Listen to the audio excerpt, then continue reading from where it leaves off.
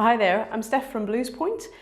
Today we're going to be having a talk about why we use behavioural assessments in the recruitment process here at Bluespoint. So what we do is we take a very holistic approach to recruiting for our clients. Obviously in our industry, IT, technical skills are very important.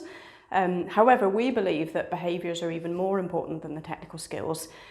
So I just want to demonstrate why we believe that with just a quick illustration. So imagine that you've got two candidates for a job. It's an IT manager job. The position is technically hands-on, so they'll need to know their stuff. But there's also going to be elements of people management, relationship management, and project management as well. It's a strategic position, so this person will also need to be able to influence board members, that kind of thing. So it's not just a technical role. So imagine, just for the sake of simplicity, that we've got two candidates and we're going to put them both through a technical assessment. In the first instance, we use IKM, which we think is very good. Candidate 1 scores 88%, so he's really good, he really knows his stuff. Candidate 2 scores 70%. So not bad, some areas of weakness. We're definitely going to invite both of these candidates back for a second interview, for a first interview rather. We are also going to put them both through a behavioural assessment.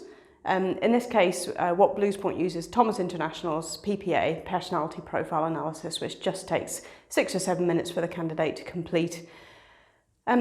So using the PPA and the interview process, it becomes clear that candidate 1 definitely does know his stuff technically. He can back that up. He can talk about it, very competently. But in the other areas of responsibility for the role, his answers are less concise. It's hard for the interviewer to imagine him sort of being able to influence stakeholders, to manage a team. He's very passionate about technology, which is great. But they've got some doubts about his suitability for the business and whether he's going to be quite right for them, really. And this is backed up by his personality profile analysis, which sort of indicates that he probably hasn't got the influencing skills that he's going to need for the role. So candidate 2, on the other hand, she knows there's some gaps in her technical knowledge. She's not perfect. She's not quite the finished article yet, but she's got brilliant people skills. She's really good under pressure. She can deal with all the influencing, the suppliers, change management, that kind of thing. And again, all of this is backed up by her PPA, her personality profile analysis. She's exactly who she appears to be. So which of these two people would you say is a better long-term prospect for the business? Well, Bluespoint would recommend every time that you go for candidate 2. The reason being that it's likely that she can learn the technical skills that she hasn't got, but it's very unlikely that candidate 1 will be able to change his behaviours. It's not impossible to change your behaviours. You can do it if you're self-aware, but you have to really want to do it. And even then, it's quite hard to unlearn your natural behaviours, if that makes sense. So essentially, we are who we are. If the job requires traits that don't come naturally to us, probably not going to be the right fit for us in the long term. This chap could be really good for something else. He could be a brilliant technical consultant, something where his technical knowledge is absolutely critical to the role. So we'll definitely keep tabs on him and hopefully work with him in future. So what's next? What we would do next would be to further qualify this person, make sure that she's right for the job. We could put her through a Thomas International GIA, a general intelligence analysis, which would give us an indication of whether she's going to be able to pick up the technical skills that she hasn't got at the pace that the business requires. So can she learn fast? Can she learn independently? That kind of thing. We could also use a further assessment if further down the line she's going to be promoted into an even more senior position, perhaps. We could use a HPTI, high potential trait indicator, to find out whether she's going to have the necessary skills for that.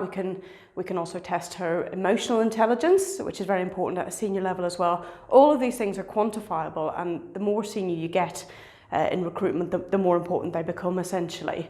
So that's the kind of things that we could that we can do for this business. It's in everyone's best interest, because in this person, hopefully you're going to have a person that's going to stay with the business for a really long time. She'll be recruiting eventually for her team, so hopefully she'll give Bluespoint a call and want to work with us again. So it's actually in everyone's best interest. Happy client, happy candidate.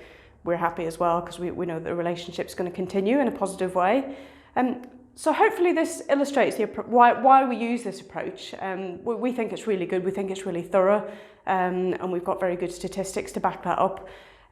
If you're watching this and thinking, or if you've had a bad experience with recruitment and think that this is something that could help you, by all means, please do get in touch with us, or you can follow the link which is in the comments, which leads you to a bit more information about our service. There's various different levels that you can have. Most of our clients just pick and choose exactly what they want and what's appropriate for the role. So it sounds easy, it's not, but if you get it right and you trust in our expertise, we believe that we can really deliver for you and do a good job. So hopefully you'll get in touch. So thank you very much. Have a good day.